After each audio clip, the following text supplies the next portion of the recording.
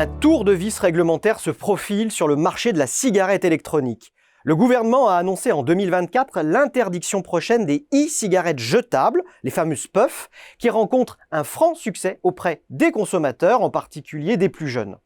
D'autres mesures pourraient rapidement être prises en France et en Europe pour enrayer l'essor de la e-cigarette. Un produit qui est davantage suspecté d'être une passerelle vers le tabagisme plutôt qu'un moyen de s'en détourner.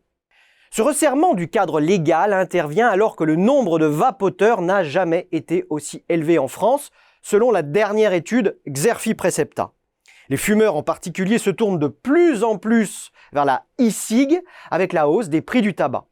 Facilement accessibles chez les buralistes, ces produits sont aussi distribués au sein de 3000 magasins, les vape shops.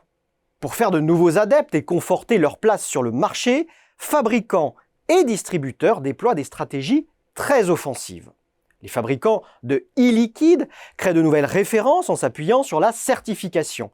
Ils développent aussi leur propre offre de e-cig tout en testant la vente directe. Les géants du tabac, eux, misent sur les pods, des systèmes fermés intégrant des capsules pré-remplies.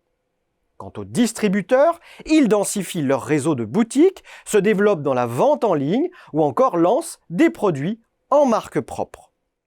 Face aux mutations du marché de la cigarette électronique et à la montée du risque réglementaire, les consultants de Xerfi livrent dans cette étude leurs recommandations stratégiques pour les fabricants et les distributeurs.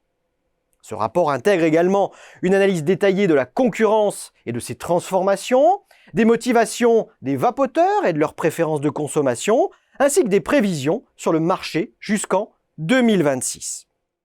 Pour des informations plus complètes sur cette analyse stratégique, vous pouvez télécharger le document de présentation qui se trouve à côté de la vidéo.